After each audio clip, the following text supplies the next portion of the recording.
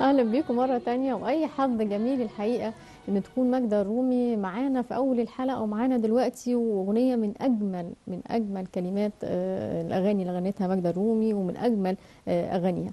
يسعدنا في الفقره دي تكون ضيفتنا، وهنتكلم عن صوره المراه في الاغنيه المصريه الشاعره والناقده الادبيه. معانا انثى من الشرق الناقده الهام عفيفي. اهلا بيك.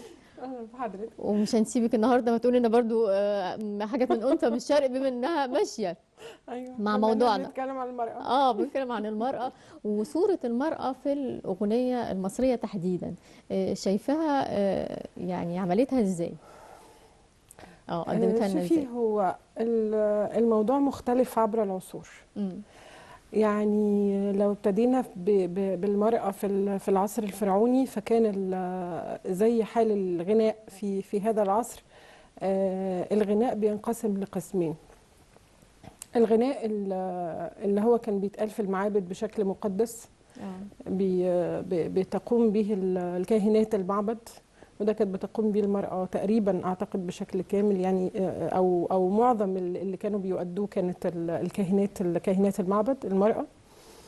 وكان في الغناء اللي ممكن نقول عليه غناء شعبي أو غناء اجتماعي، اللي كان بيتحدث بقى أغاني العمل واغاني العاطفه واغاني الحرب وكل الحالات اللي كان بيعبر عنها المصري القديم.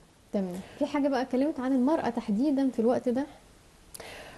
اعتقد انه يعني بالتاكيد انا ما قراتش حاجه معينه، لكن في اعتقادي انه المراه، انه الانسان في العصر الفرعوني كان من العبقريه انه مش هيسيب حاجه زي كده، لانه المراه كانت يعني شبه مقدسة. يعني بتعامل بطريقة خاصة جدا وبشكل خاص جدا، بشكل مساوي تماما للرجل، ويمكن أفضل. في حضارات كان الآلهة سيدات، يعني ما هو السيدات في مصر، ما هو نفس الحكاية. يعني طول عمرها، وبعدين جه الراجل ما عجبوش الكلام فبقى الآلهة بالتساوي، وبعدين الآلهة يعني انت بقت عندك رجال فقط. في الحضارة المصرية إيزيس هي يعني الإله الأم زي ما بيقولوا، يعني إيزيس وأوزوريس، فما بيتقالش أوزوريس، هو إيزيس وأوزوريس. يعني الأسطورة للاثنين. تمام. وباقي التسعة آلهة الكبار يعني في مصر هتلاقي مثلا منهم أعتقد عدد كبير من الإلهات يعني. ايوه. لا، احنا هنقول لو قلنا لو رجعنا لايام يعني مصر القديمه والفراعنه، هنلاقي ان كل حاجه بتبقى موجوده. انا دايما بقول دي موجوده من ايام الفراعنه. ده دايما ما فيش حاجه مش موجوده. ما فيش حاجه تقريبا ما كانتش موجوده في كل المجالات. ما سيبناش حاجه الحمد لله ما عملناش في الاول، يعني هتلاقي بداياتها او حتى ارهاصاتها موجوده في العصر الفرعوني. بعد كده ابتدينا، يعني ابتدى يعني الموضوع يخفت قليلا. صوت المرأة الغنائي ابتدى يخفت قليلا، يمكن بسبب الاحتلالات المتوالية. بس ما كانش بيخلو الأمر من الأغاني برضو الريفية. يعني احنا دايما الأغاني على مستوى الشعبي دي مستمرة. ده تراث بقى مستمر، احنا أصلا حتى مش عارفين هو من امتى ابتدى. فبتلاقي بقى الغناء الشعبي على مدار الفترات دي موجود. طبعا يمكن والسيدات كانوا موجودين بقوه في السيدات كانوا موجودين برضو. لكن مش بشكل حرفي. يعني ما احترفوش الغناء الشعبي، يعني ما كانش في مطربه شعبيه محترفه. يمكن الا في عصور متاخره بقى، لما الزمن بقى اكتر شويه. يعني يمكن اعتقد ابتدى الكلام ده يمكن في عصر محمد علي. الأسرة العلوية بقى لما ابتدت تشجع موضوع الموسيقى والغناء دي، ابتدت تظهر عندنا مطربات. يعني بداية مثلا من سكنة، اللي اعتقد كانوا بيقولوا عليها سكنة بيك او سكنة باشا، يعني حاجة كده. ابتدى يظهر بعدها في لما دخلنا بقى في بداية القرن العشرين او في النص الاول من القرن العشرين، ابتدى تظهر حد اسمه زينب المنصورية. دي اللي كانت بداية غنى شعبي برضو. يعني ساكنة ما نقدرش نقول عليها غنى شعبي، لكن زينب المنصورية ابتدت تغني على المستوى الشعبي، لانه ساكنة وبعدين ألمظ والناس دي ابتدت كانوا بيغنوا برضو في السرايات زي ما بنقول في القصور. تمام. لكن لما هنأرخ لغنى شعبي، اعتقد زينب المنصورية هي كانت اول حد بيغني شعبي. طب ده احنا بنتكلم كده عن تواجد المرأة من البدايات. تواجد قضاياها بقى يعني قضايا المرأة، يعني أنا شايفة إن الأدب قدر يتناول قضايا المرأة المختلفة، سواء حقوق المساواة، سواء استقلالها، يعني حريتها، خروجها للعمل، يعني الأدب تناوله في أكتر من موضوع، السينما كمان. لكن هل ده كان موجود بقى في الأغنية المصرية؟ هو الغناء يمكن مقصر في مسألة تناول قضايا المرأة دي على يعني مش على نفس مستوى الأدب. مش كده؟ يعني مش الأدب, صح. الأدب يعني الملاحظة دي صحيحة؟ لا طبعا صحيحة. الأدب والقصة، يعني القصة والرواية كان ليهم باع، وكان ليهم تأثير أكبر في تناول قضايا المرأة. يعني كان ليهم نصيب الأسد في تناول القضايا. الشعر أو الأغاني لا بالعكس، هم كانوا بيتناولوا المرأة بشكل نمطي. أيوة. يعني المرأة في الشعر وفي الأغنية اللي هي الحبيبة اللي بيتغنى لها، يا إما بتوصف جمالها، يا إما بتوصف غدرها وخيانتها، يا إما هي الكائن المتسلط، يا إما هي الكائن الضعيف، سواء هي يعني سواء الكلام ده على لسان امرأة أو على لسان رجل. الغريبة كمان إنه حتى لما ابتدت تظهر ناس بتتناول قضايا المرأة، لقينا معظم اللي بيكتب رجاله. حقيقي. يعني معظم مؤلفين الاغاني. بس هقول لك على حاجه. انت عارفه ان انا بفرح لما الاقي رجل قدر يعبر عن قضايا المراه وحقوقها اكتر من طبعا. ست. يعني انا فيلم مثلا زي فيلم الباب المفتوح، انا طول عمري بتفرج على الفيلم ده واسمع الجمل اللي كان بيقولها صالح سليم لبطله الفيلم فاتن حمامه، وانبهر. هو اصلا البطل في الفيلم ده الحوار. ايوه ده حقيقي. البطل في الفيلم ده كان بيقول كلام اللي هو انا مش عايزك تتخلي عن حريتك وتذيبي كيانك في كياني، وكنت فرحانه قوي لانه كنت وقتها فاهمه انه الكتاب كان معظمهم كانوا رجال، كان اللي بيكتب على طول السينما والقصص. هي فتره الخمسينات والستينات اللي هو ما بعد 52 كانت ابتدت بقى تظهر المرأة لازم تنزل للعمل، والمرأة لازم تتعلم، يعني يزيد عدد المتعلمات، والمرأة لازم، لأنه قبل كده كان في تعليم، لكن الموروث الثقافي أو الموروث الاجتماعي عند المصريين برضو ما كانش بيسمح بتعليم المرأة إلا لطبقات معينة. يعني طبقة الأغنياء والطبقة المتوسطة. لكن مثلا كنت تلاقي في الريفيات والطبقات في الدنيا، مثلا في الحارات والقرى، نادر لما تلاقي حد بيعلم بناته. فكان برضو الموضوع قاصر حقيقي كموروث اجتماعي. بس هي الفكره ان لما الكلام بيجي ان هو تحسي ان الراجل اللي كاتب الكلام ده تبقي مبسوطه قوي، وفي الاخر اكتشفت ان هي الكاتبه لطيفه الزيات. انا عايزه اقول انا زعلت، انا مبسوطه، عايزه اقول لك يعني انا في جزء مبسوطه. عايزه اقول لك القصه بتاعت واحده ست. ما انا عايزه، انت فاكراني غلطت؟ لا مش عايزه تحرجيني. لا انا عارفه، بس انا جالي يعني ما عرفت، انا اتصدمت. مش اتصدمت انه لطيفه الزيات اللي كتبت، هي لطيفه زيات كاتبه يعني اديبه شهيره لكن انا الفكره انا كنت فرحانه ان راجل هو اللي ايه يعني منتمي لقضيه المراه وبيعبر عنها بالشكل ده. ده شيء مفرح. كان شوفي، هو في رجال كتير عندهم الوعي ده. يعني في رجال كتير، يعني كثير من الرجال تغلبوا على الجانب الذكوري وابتدوا ان هم يفكروا في المرأة بشكل مختلف. الفكرة انه انا لما باجي يعني احنا مثلا في الأغنية على مدار السنين بنتعامل مع المرأة على انها جسد ومشاعر، عاطفة واحاسيس، يعني حاصرينها في الجزء ده. رغم ان هي يعني نفس عندها برضو شغل، وعندها اهتمامات، وعندها هوايات، وعندها ممكن اهتمامات تانية غير العلاقة بالرجل. طبعا علاقة المرأة بالرجل شيء مقدس. ايوه. لكن انت عندك في الحياة، انت وهي عندكم حاجات تانية لازم تعملوها عشان نفس القضايا اللي مطلوبه منها. ابتدينا لما وصلنا لبعد الألفينات وابتدينا ندخل في قضايا المرأة، ابتديت الاقي الاغاني بتاخد اللي بتتناول قضايا المرأة بتطلع بشكل حاد جدا. فاحنا على النقيض، يعني احنا في التطرف في الحالتين، يعني تطرف في تسطيح قضايا المرأة، وتطرف في تناول قضايا المرأة. يعني احنا بنتولى المرأة دلوقتي، يعني الأغاني الحديثة جدا بتتناول القضية بشكل يكاد يكون هجومي. يعني بس يعني فالمشكله ان احنا الموضوع بالنسبه لنا اللي هو تسطيح تسطيح تسطيح، حتى وصلنا مؤخرا لمرحله الصراع. فكل ده مش صحي. يعني سواء كده او كده تحسي هيدخلوا بشتيمه بعد كده. لا عشان كده الكلمات الحقيقه، كلمات الاغنيه اللي سمعناها لماجدة الرومي يكون صديق، الحقيقه ايه الرقه وايه الرقي ده كان سعاد الصباح طبعا وعبده منذر الملحن. لكن اجمل يعني حاجه فكره ان انا هبقى، انا مش هقول بقى يعني عينيكي وبقك وشعرك ومناخيرك، او هقول صبرك وهدوءك وكده. انا بتكلم في قضيه خاصه بالمراه. الفكره في جمالها انه الست ابتدت تتكلم انه انا مش دايما ببقى، يعني مش دايما انا بكلمك عشان نحب في بعض. بالظبط. انا ممكن اكلمك على اساس ان انت زميل، انا ممكن اكلمك على اساس ان انت صديق.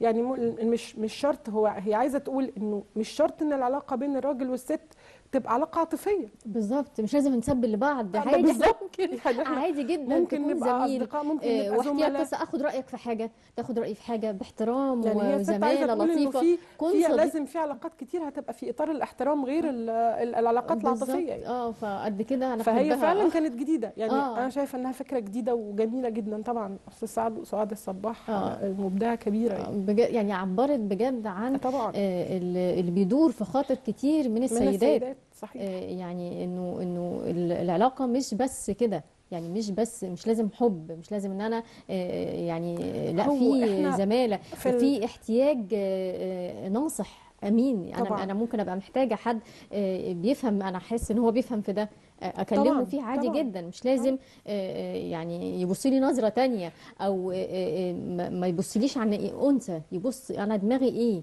هو مع الاسف ده المنظور وانا اسفه ان انا بقول كده، المنظور الشرقي للمراه لسه ناقصه حاجات كتير عشان يتغير. للمراه المنظور الشرقي للمراه، المنظور الشرقي يعني ما انا عايزه بقى المنظور الشرقي من وجهه نظر المراه ومن وجهه نظر الرجل. معايا تمام. مع الاسف احنا عندنا موروثات اجتماعيه متداوله بعيده تماما عن الدين. يعني احنا لو جينا نشوف صوره المراه في الدين هنلاقيها مختلفه تماما عن الشكل الاجتماعي اللي الناس توارثت عليه. يعني انا شخصيا عايزه افهم جه منين. يعني انا عايزه اعمل دراسه كده عشان اعرف بيبقى اقوى ده ابتدى منين، لانه مش موجود في الدين. بالعكس، يعني احنا لقينا الدين الاسلامي كرم المراه جدا. يعني الرسول عليه الصلاه والسلام كان في احد احاديثه امر الصحابه ان هم بياخدوا العلم عن عائشه. يعني خذوا مش عايزه، مش فاكره نص الحديث فمش عايزه الخبط، بس هو قال انه تاخدوا العلم وتاخدوا حديثي او الحديث عني من عائشه. وعائشه كانت حتى بعد وفاه الرسول الكل بياخد عنها العلم وهي امراه. الكثير من سيدات آل البيت ومنهم السيدة سكينة كانت بتعمل في مصر هنا، بتعمل واللي المسجد بتاعها موجود في اعتقد في منطقة السيدة عائشة. كانت بتعمل ما يشبه الصالون الثقافي. كانت ليها مجلس وبتجمع العلماء وبتجمع الأدباء وبيتجاذبوا القضايا اللي بيتكلموا فيها، مش بس القضايا الدينية والأدب والشعر وكل حاجة. فمين قال إنه المرأة جسد وجمال اقعد اغني له طول النهار عينيها وقوامها، ويعني مش ده الاساس في المراه. عشان كده برضو لما يعني كنا في النص الاول من القرن العشرين وظهور بقى ظاهره سيد درويش، كانت برضو من الظواهر الحقيقه اللي بتستحق الدراسه، ومعاه بديع خيري لما عملوا لنا بقى اغاني. وكان الوقت ده كان بدأ بقى ايه نقول ايه التوعويه بقى بخصوص عمل المرأة، خروجها، نزولها، مشاركتها في المظاهرات. كان في الوقت ده، فكان الحقيقه وقت ثري جدا لظهور اغاني بقى خاصه بتتكلم للمرأة. اعتقد ان هم عملوا اغنيه اللي هم يعني قومي بقى، يعني قومي بقى. صحيح. اين الاوان ان انت تتحركي وتقومي بدورك زيك زينا. فدي كانت حاجه تعتبر هي الاغنيه يعني الاغنيه دي طبعا عملها العبقري السابق السابق عن عصره بعصور. بديع خيري وسيد درويش. وهم بديع خيري. وبديع خيري طبعا الحقيقه كانوا يعني متلازمه فنيه رائعه. هي ثوره 19 كانت حافز للكل الحقيقه، يعني خروج الناس للشارع وبدايه تعبيرهم عن رايهم وبدايه ان هم عايزين يشاركوا في الحياه السياسيه، فخلت الكل عنده نفس الرغبه. الكل عايز يتحرر. انت بلد محتل، فانا عايز احصل على حريتي. وبالتالي انا مش كراجل بس، يعني مش بس الراجل اللي هيتحرر من الاحتلال، ده بقى راجل وست. فابتدت وساعتها كان في بقى السيدات ابتدت تنزل المدارس وتتعلم، وكان في المدارس بقى الاعداديه والثانويه الكفاءه زي ما بيقولوا، والسيدات حصلت على الشهادات دي. فابتدينا نلاقي الستات بتخرج. هم كمان رافضين الاحتلال، هم كمان عايزين يعبروا عن رأيهم السياسي، عايزين يقولوا وجهة نظرهم السياسية وفي رفض الاحتلال ويعبروا عن نفسهم. فابتدى سيد درويش طبعا ما تفوتوش. فابتدى يتكلم، الستات نزل مظاهرات، يبقى انا لازم ده يتوثق. هو فنان معايش لمجتمعه، فبيعبر عنه. فهو شاف فئة كانت مهمشة ابتدت تطلع وتعلي صوتها وتقول انا موجودة، فلازم يساندها. فابتدى احنا معانا برضو جزء من الاستعراض بتاع سيد درويش ده اللي هو بنت اليوم. بس يمكن هي اللي غنتها ساعتها. الجميل في سيد درويش ان هو ما غناهاش هو، لا مش هو اللي غناها، هو خلى مطربه اسمها حياه صبري. ويقال ان هو كان متبنيها ساعتها بتاع بنت مصر. لا احنا معانا بصوت رتيبه احمد، احنا مش معانا بتاع حياه. مش هتلاقي التسجيل بتاع حياه صبري ده قديم قوي يعني. لا مش معانا مش معانا النسخه اللي هي بتاع حياه صبري اللي هي تبناها سيد درويش. الحاجات دي قديمه. لا احنا معانا بصوت رتيبه احمد وبنت اليوم، وهي برضو بديع خيري وسيد درويش. بس يمكن احنا معانا صوت لانه ما كانش لسه الحاجات دي اتسجلت. نسمعها مع بعض لان هي صراحه تجربه رائده في الوقت طبعا. ده نسمعها ونرجع معاكم مره ثانيه.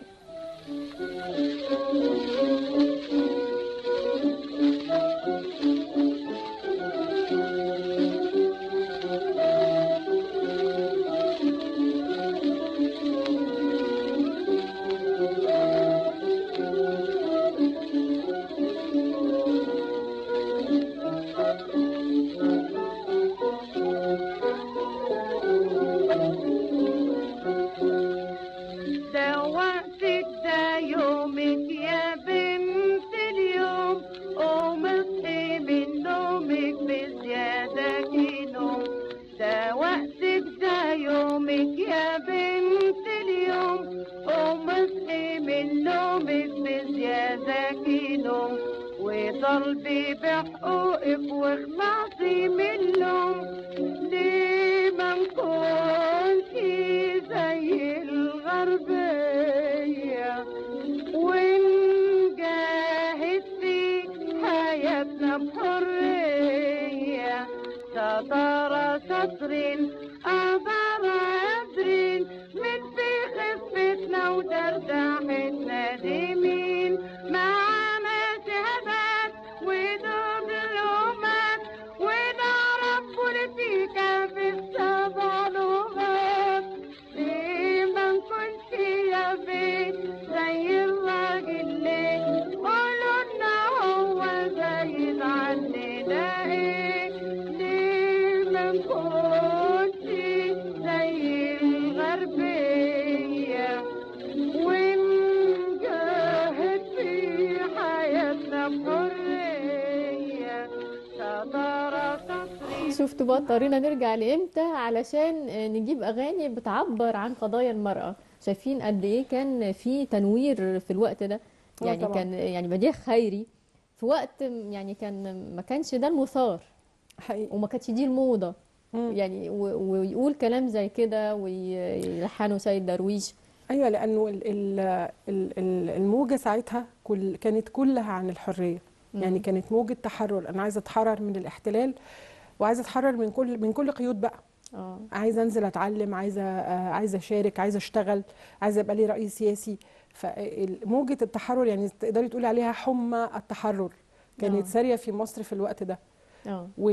وهو ما فيش غير سيد درويش اللي عبر عنها ووثقها. يعني اكبر توثيق للحركه دي فنيا كان سيد درويش. والحقيقه التوثيق بالصوره قد ايه بيبقى مفيد. طبعا. يعني مش الصوت بس، لانه لازم يعني في حاجه اسمها ذاكره العين وفي حاجه اسمها ذاكره الاذن، في حاجه يعني، فلازم التوثيق بالاثنين الحقيقه. فيمكن الحاجات اللي ما توثقتش حتى تلفزيونيا ممكن وسماع بس الناس ما تبقاش فاكراها، مش فاكره المطرب اللي بيغنيها، مش فاكره الملحن، لكن الحاجه اللي بتتوثق الحقيقه بيبقى النوستالجيا بتاعتها اقوى بكتير. اكيد طبعا. بس حضرتك الاغنيه زي دي عمرها مثلا 100 سنه. انا اول مره اشوفها برضه 100 سنه. يعني حاجه يعني مهمه قوي، مهمه قوي قوي ان احنا نحافظ على الحاجات اللي زي كده.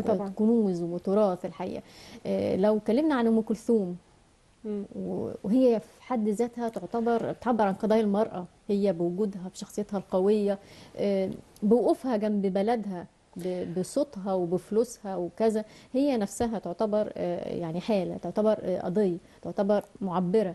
ولما قالت مثلا في قضية الحب ايه اللي انت حسيت ان هي كمان اللي ايه بتعلم، يعني مش انت، يعني مش الراجل بس هو اللي عارف معاني الحب والجمال والبتاع، لا هي كمان، وممكن تقول لك مش هو ده يعني. فعجبتني يعني القوة اللي كان فيها، قوة الكلمات، قوة الشخصية، قوة طرح القضايا يعني.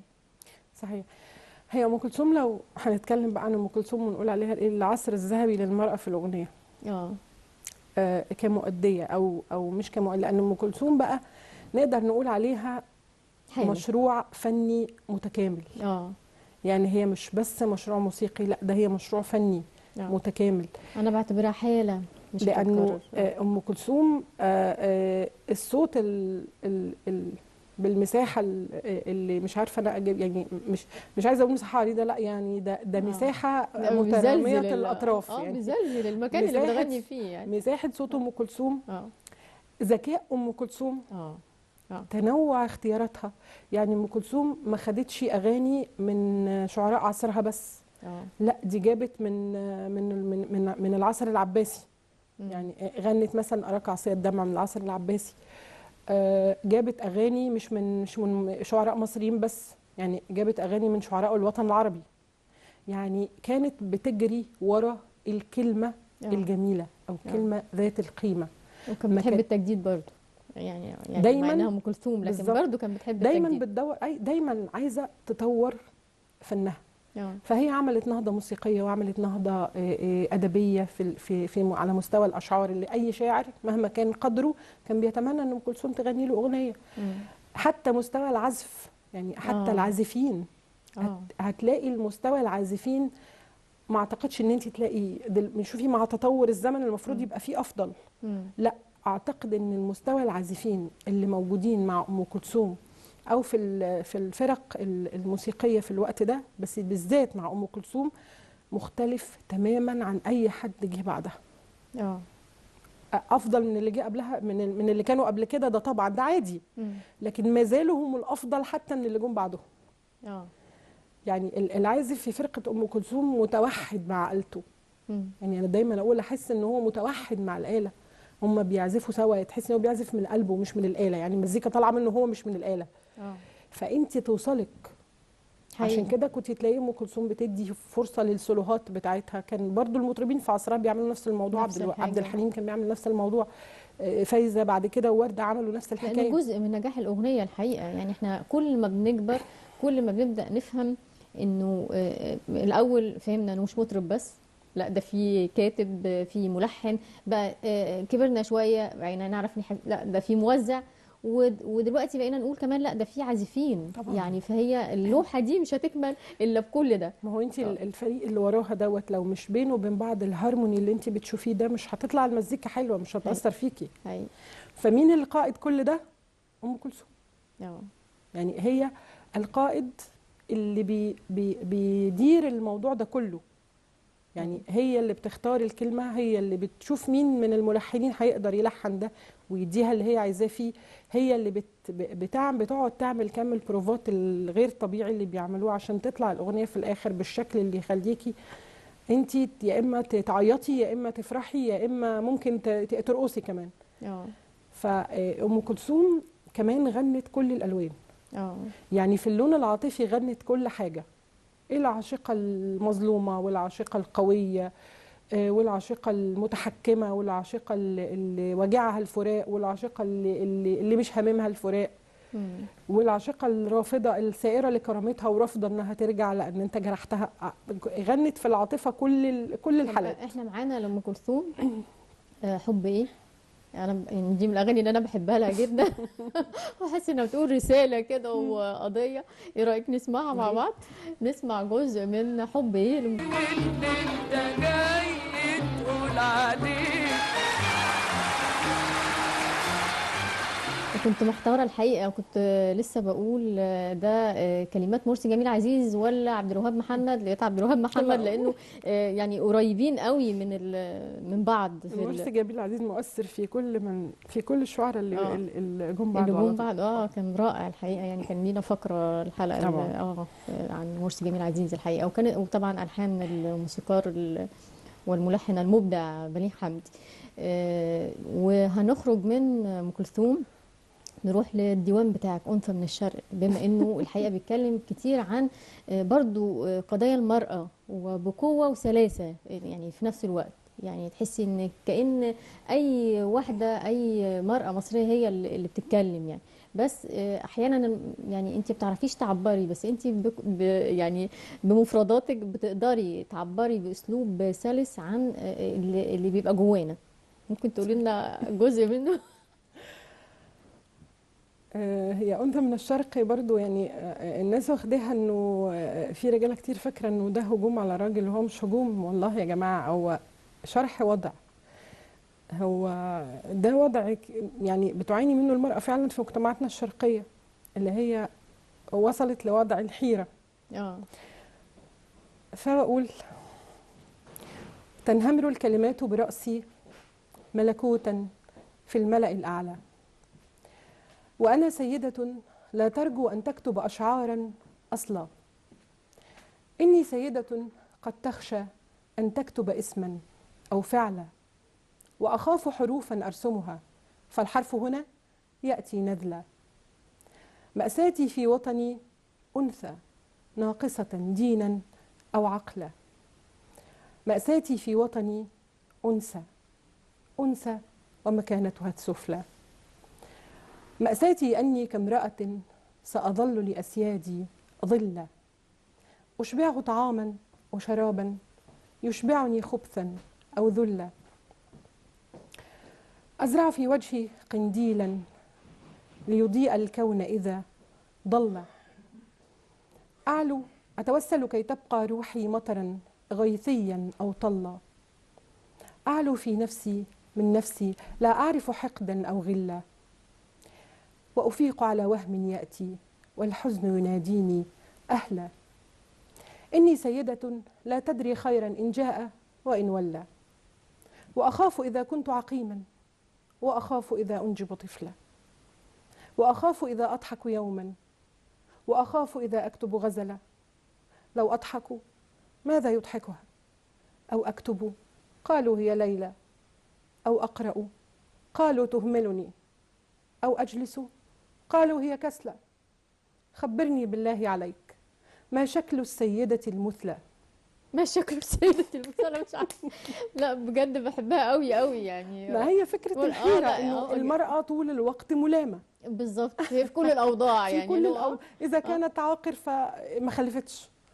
خلفت ولد، ما خلفتش البنت، خلفت البنت ما خلفتش خالص كذا، جابت عيال كتير برضو في كل الحالات هي الملامة. ده حقيقي. لا بجد جميل جدا. وانا بشكرك على فكرة على الكتاب وعلى الاهداء، لانه انا حاطاه جنبي واقعد اقرا كل يوم، اقرا يعني ديوان قصيدة من الديوان بتاعك. فانا حباه جدا ومعبر جدا الحقيقة عن قضايا المرأة كل دواوينك وكتبك الحقيقة. ولو اتكلمنا برضو عن يعني احنا قلنا السيد درويش واتكلمنا عن فترة بقى كبيرة فضلت بتتكلم عن المحاسن الجسدية للمرأة والحب والعاطفة والرومانسية والكلام ده، لكن ما فيش برضو حد اتكلم عن القضايا زي سيد درويش. يعني صحيح. كان في قضية واضحة وصريحة. هو اللافت للنظر ان المرأة ما كانتش بعيدة عن مجال الغناء والموسيقى. يعني انت سيد درويش بعده ابتدت منيره المهديه اللي هي كانت متربعه على عرش الغناء، واغاني ومسرحيات، يعني كانت بتعمل مسرح غنائي. يعني انت متخيله واحده ست وبتعمل مسرح غنائي، فازاي ما يجيش في دماغها كست ان انا ابتدي اتعرض لقضايا النساء؟ وفي الوقت ده كان كتير. دي حاجه لافته للنظر، يعني المراه ما كانتش بعيده عن المجال، ومع ذلك لم يتعرض احد السيدات العاملات بالمجال واللي كانوا مسيطرين في المجال ده الى قضايا المراه. يعني في السينما زي ما بقول لك، في السينما الوضع كان افضل، يعني في ناس خدت الخطوه دي، في كتاب زي احسان عبد القدوس الحقيقه اتكلم كتير عن مشاكل. لا، في السينما فعلا كانت سابقه، يعني في الاربعينات كنا بنلاقي من قصص وافلام يعني. لا، وقبل احسان عبد القدوس في الاربعينات كنت بتلاقي افلام بتتكلم عن قضايا التعليم، والست لازم تتعلم، والقضايا الطلاق وقضايا الزواج، كنت بتلاقي في مناقشه. يعني لو بصيتي مثلا في الاربعينات كان في الافوكاتو مديحه، ايوه، وكان في بعد كده شويه الاستاذه فاطمه، ولو ان في نهايه الفيلم بوظوا اللي عملوه طول الفيلم. هو برضه اللي هو بيحصر برضه المراه في الاخر ان هي بتختار انها برضه بالظبط، يعني وكأن المفروض الموضوع فيه تعارض. فهي الفكره انه الموروث الاجتماعي انت كفنان كان صعب ان انت تلاقي حد بالجرأة ان هو يناقض الموروث الاجتماعي. حقيقي. كان طبعا هيلاقي هجوم في وقت صعب، مواجهه هجوم بالشكل ده، فكل فنان عاوز ياخد مكانه، فمش هيعمل لنفسه هيخلق لنفسه اعداء ويظهر اللي هو يغرد خارج السرب، فيلاقي ناس بتحاربه فتطفيه. صح، هو حريص على انه يظهر. اكيد. لو جينا برضو الجيل الوسط من المطربات اللي انا بحبهم قوي برضو واتكلمت كان ليها شخصيه وقوه، كانت سميرة سعيد. صحيح. الحقيقه يعني كان ليها طلبات، يعني امرأة وليها طلبات وليها شخصيتها وليها، يعني مثلا ليها أغنية اسمها بتعبر عن ذكاء المرأة، يعني اللي هي سلمت بانك اقوى. فاكره ايوه فاكره. انا دي بحس ان يعني بتخاطب حاجات تانية في المراه غير ذكائها، يعني ان هي بدات تتعامل مع الرجل على انه طفل يعني عايز يتدلع، يقول له طب هي برضو كانت في البدايات بتحاول تتكلم النغمه الهاديه. انا برضو بيعجبني الاسلوب ده اللي هو النغمه الهادئه. ما بخشش في صراع مباشر، لانه الصراع المباشر بيخلق رد فعل على طول مساوي من الاتجاه الاخر، فالموضوع بياخد شكل صراع، والموضوع المفروض ان هو مش صراع. فهي كانت بتحاول يعني تقول له كده بالراحه، خلي بالك انت لما بتعمل كده انت اللي بتضعف مش انا. لا، كانت بتقول له هسكت وهقول لك امري. يعني بس في الاخر هعمل اللي انا عايزاه.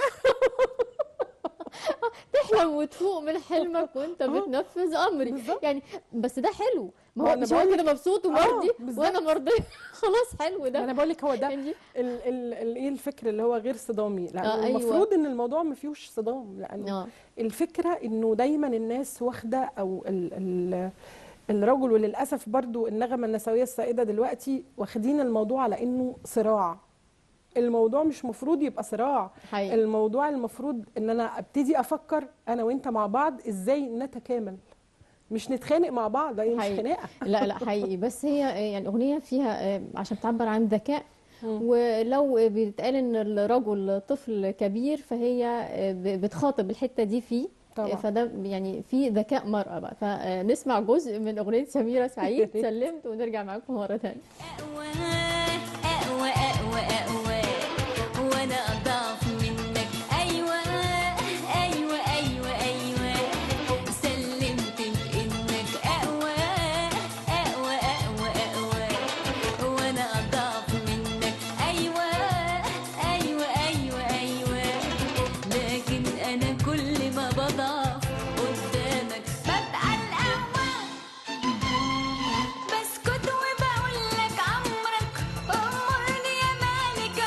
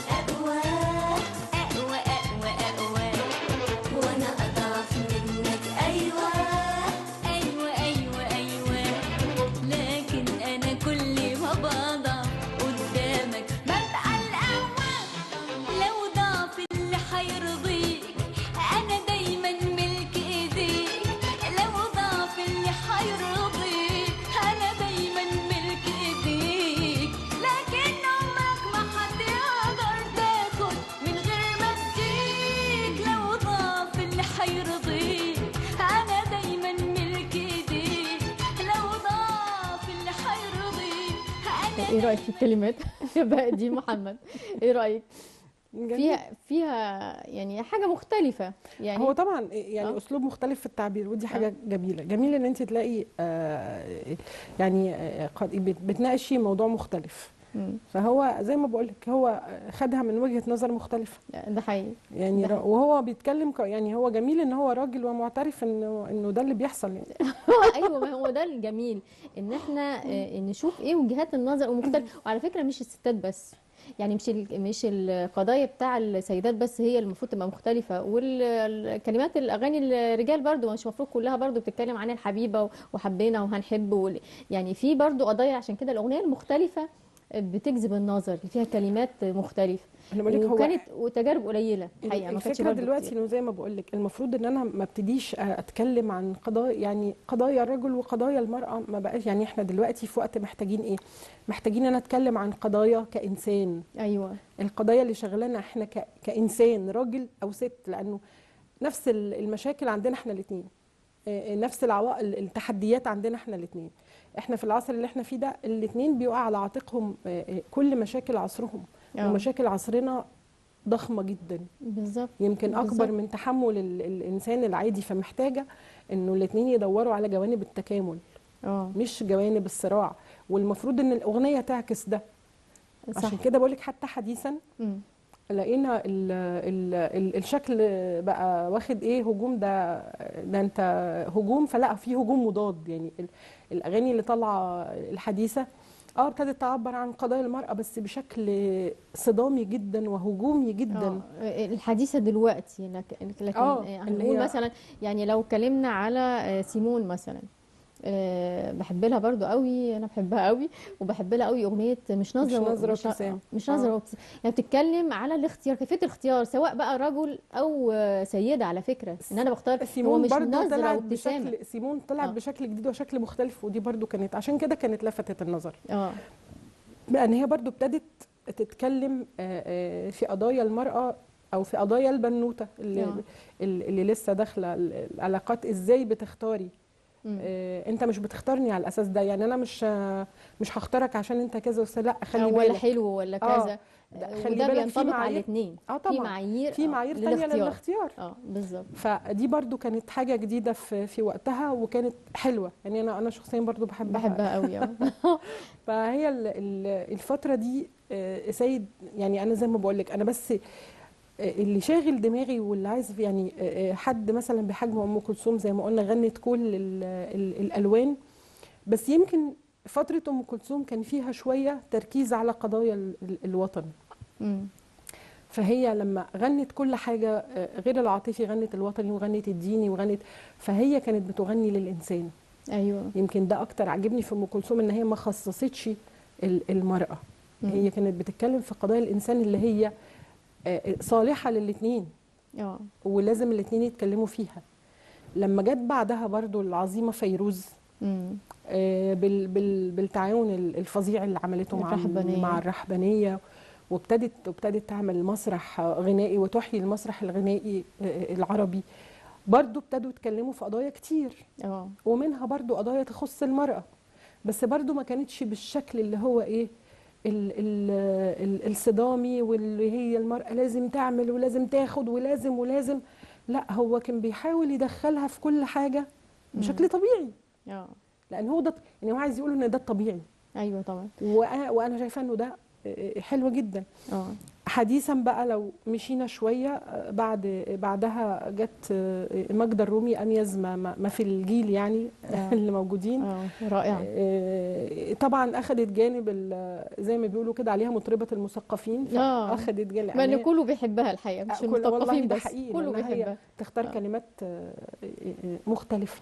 هي دايما بتختار كلمات مختلفة وبتغني لكل الكائنات الحية. ومش بجد جميلة. مش هننسى برضو تجربة سعاد حسني. صحيح هي مش مطربة في الأساس، بس لما اتكلمت عن قضية المساواة في الأغنية بتاع البنات في مسلسل هو وهي طبعا. والبنت زي الولد ما هيش كمالة عدد. على فكرة شبه كلمات بديعة خيري زمان لما كان بيقولوا الراجل زي الست وفي عنك ايه. نفس الحاجة. صلاح جاهين خد نفس الحالة. بتاعت بديع خيري بالظبط. وطبعا كان احسن حد يعبر عنها كانت سعاد حسني. حقيقي بخفه دم، وكانت قريبه قوي ومحدش زعل منها. لا ومحدش زعل. يعني الاغنيه دي اثرت حتى في يعني كنت تلاقي البنات بتغنيها في المدارس، والبنات تغنيها والولاد يردوا بكلمات مضاده. انا ما تقوليش مش عارفه طبعا. انا فاكره الحاجات دي. لا الولاد كانوا بيغنوها بكلمات تانية خالص. يعني مع الاسف الشديد يعني. ما انا بقول لك ده يخليكي تعرفي ان الموضوع فعلا ليه رواسب اجتماعيه. الموضوع عايز الفكره من البيت. يعني انا في البيت لما بقول ابني وبنتي الاثنين زي بعض، ما فيش حاجه اسمها مثلا البنت هي اللي تخدم الولد، لا انتوا الاثنين مع بعض. صح كده. انت بترتب اوضتك، هي بترتب اوضتها، مفيش حاجه اسمها دي تعمل لي ودي تعمل لي، الا اذا انت استاذنتها، انت تعبان واستاذنتها تساعدك. بالظبط. دي ما فيهاش مشكله. زي ما انت بتساعد تكون في التربيه. مفيش حاجه اعمال خاصه بالبنت بس واعمال خاصه بالولد. زي ما انا بقول لك احنا مع الاسف الولد والولد يقدر، لكن احنا يعني للاسف اللي احنا اتربينا عليه انه يعني اذا في ولد يغسل، اذا في ولد يعيط، في ولد يعني انا لا ما اعرفش انا الموروثات الاجتماعيه دي جت منين او بدات امتى، لكن هي بعيده تمام البعد عن الدين. لانه حتى القدوه بتاعتنا عليه الصلاه والسلام كان بيساعد اهل بيته، بيحلب شاته ويخصف نعله، يعني ما كانش يعني قاعد ما تعرفيش بيبقى في اكتر من زوجه في البيت وهو بيخدم نفسه. العرف فعلا بيبقى اقوى من الدين في مجتمعنا الشرقي مع الاسف. يعني مع الاسف الوقت جري بسرعه وخلص، يعني خلصت الفقره وخلص وقت برنامجنا النهارده. في النهايه بنشكر ضيفتنا، بنشكر انثى من الشرق، الناقده الادبيه والشاعره إلهام عفيفي. شكرا ليكي، دايما منورانا. انا سعيده جدا، دايما ببقى سعيده موجود معاكم والله. ربنا يخليكي، احنا اسعد. وبقول لكل مشاهدينا يا رب تكونوا استمتعتوا بحلقه النهارده. كل عام وانت طيبه طبعا، وكل سيدات كل سنه. اليوم العالمي للمراه قرب طبعا. ما احنا جايين يوم 8 وانت من شهر 8 خلاص قرب. احنا النهارده 4 ايام. كل سنه وحضراتكم طيبين، وكل السيدات في العالم يا رب بخير وسلام. ونشوفكم في حلقه جديده السبت الجاي الساعه 8:30 وموسيقى الجيل. تصبحوا على خير.